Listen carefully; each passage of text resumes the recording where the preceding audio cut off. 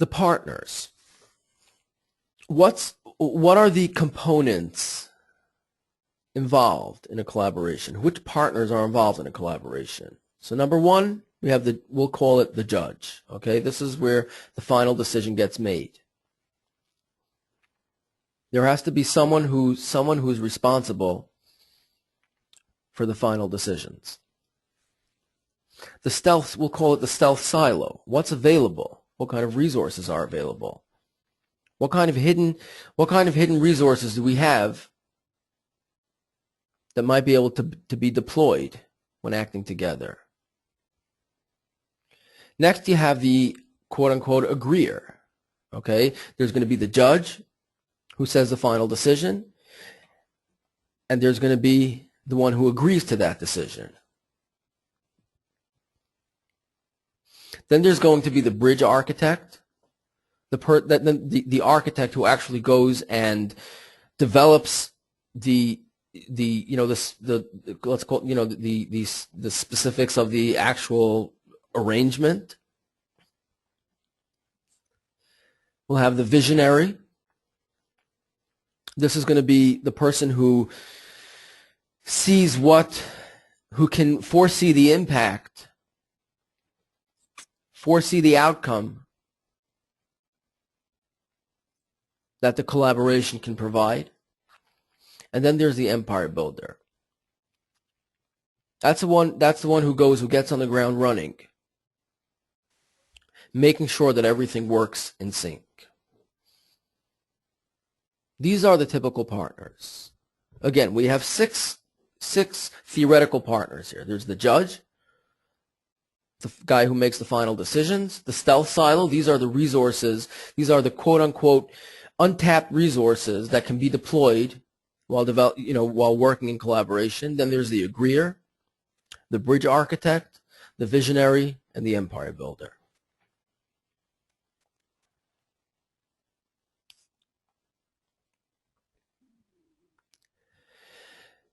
Now let's take a look at some ways to collaborate, some collaborative methods. Okay, again, we mentioned before that there are some very, very soft joint programs, and there are some more technical, more deeper collaborations. Some collaborations might focus on sharing resources, such as office space, support staff, shared consulting, marketing, legal departments, accounting departments, sharing resources. Other collaborations will focus on marketing, either co-branding or sharing links / newsletters.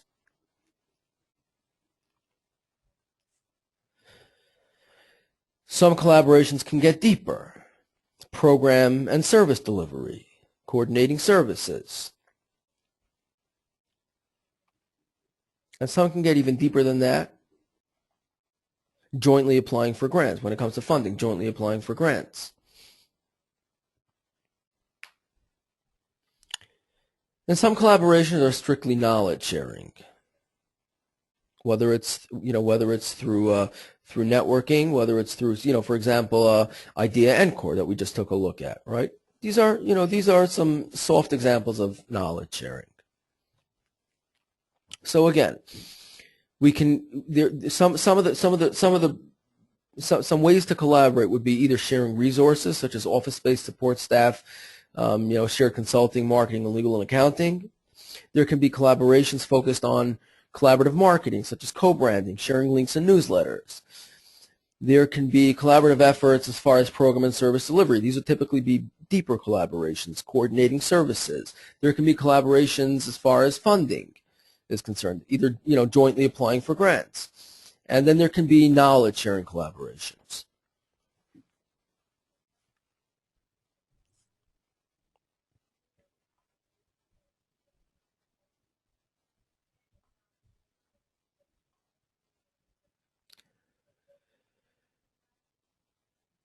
Win-win strategies. That's the bottom line. What's in it for everybody involved?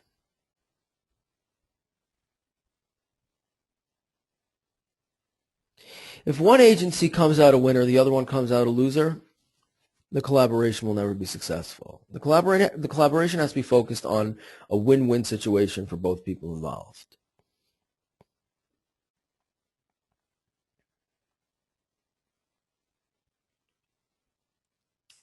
So some of the typical win-win situations that come about through collaboration is knowledge expansion, referral building, program development, expense reduction, capacity building, reduced waste through replication, recognition and brand building, enhanced fundraising efforts, and maximized impact. These are some of the win-win benefits to both agencies involved.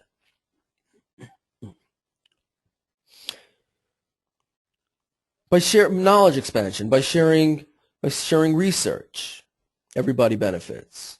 Referral building, everybody benefits. Program development, if we can both develop programs that are cost efficient and that work, that's a win-win situation. Expense reduction, who can't use that? Capacity building, being able to serve a wider audience, a wider target market, being able to provide more services to that target market.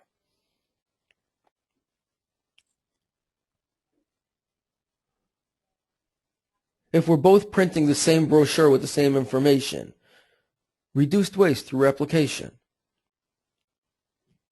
We have better recognition. We have a more well-known brand. We can share fundraising efforts, and we can maximize the impact.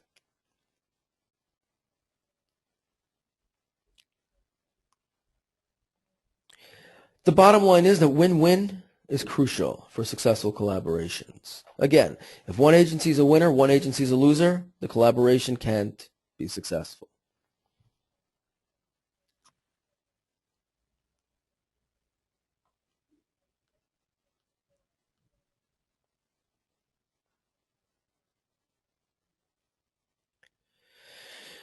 Rules of collaboration have to be developed. Number one, what's practical and what's doable? Number two, what's the bottom line focus? People, revenue, expenses. Number three, we need to align the goals and the strategies. Rules have to be established as far as trust is concerned, as far as credibility is concerned, and as far as authentic partnerships are concerned. And probably one of the most crucial aspects to a successful collaboration would be to listen more and talk less.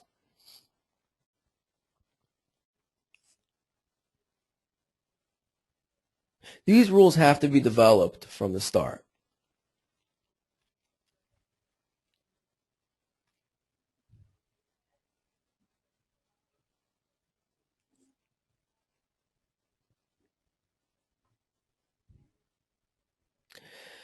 Now,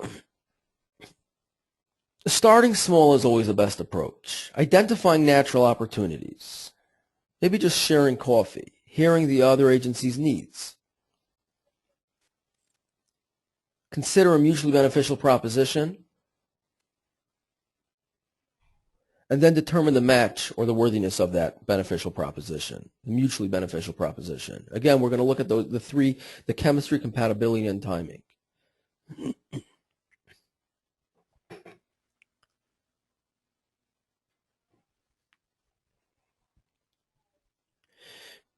But step one is always starting small, identifying natural opportunities and just sharing a cup of coffee.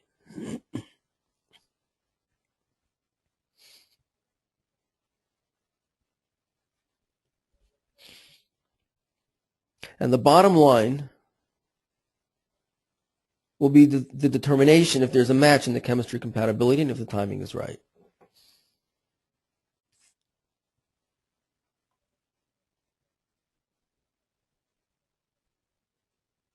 And the right attitude always starts with the right questions.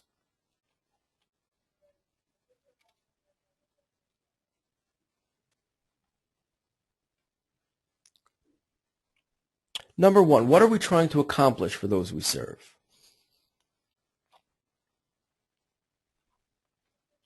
What's the best way to do that for them?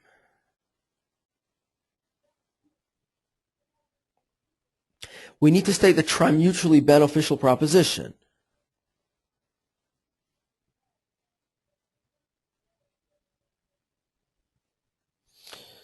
Some of the key things to take a look at are the potential challenges when it comes to turf, trust, and time.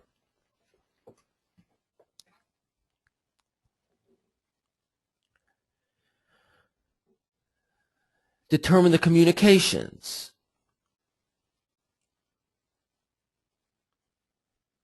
What do we say to who, and when do we say it?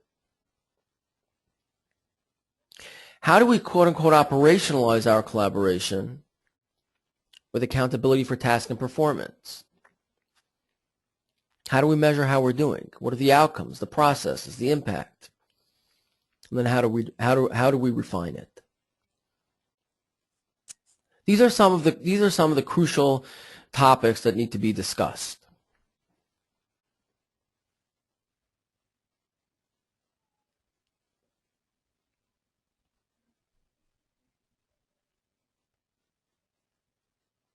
Again, what are we trying to accomplish for those we serve? What's the best way to do that for them? What's the mutually beneficial proposition? What are the potential challenges when it comes to turf, trust, and time? Who do we say to what, and when do we say it to them?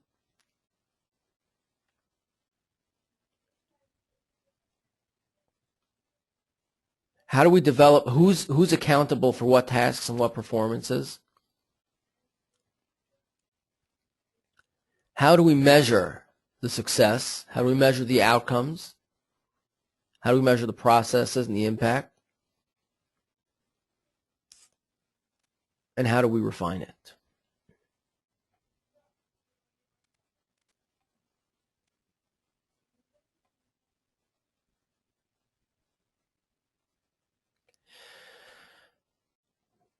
Collaboration in the end boils down really to one thing.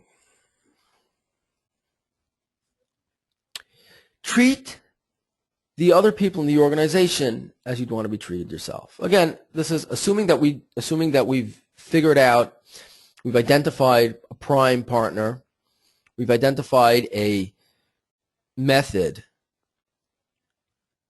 of collaboration, whether it's in the form of resource sharing, whether it's in the form of fundraising, whether it's in the form of marketing, whatever it is. Both sides of the coin have to be treated properly. The head side of the coin has to treat the tail side of the coin the same way that the head side wants to be treated, and the tail side has to treat the head side of the coin the same way the tail side would like to be treated.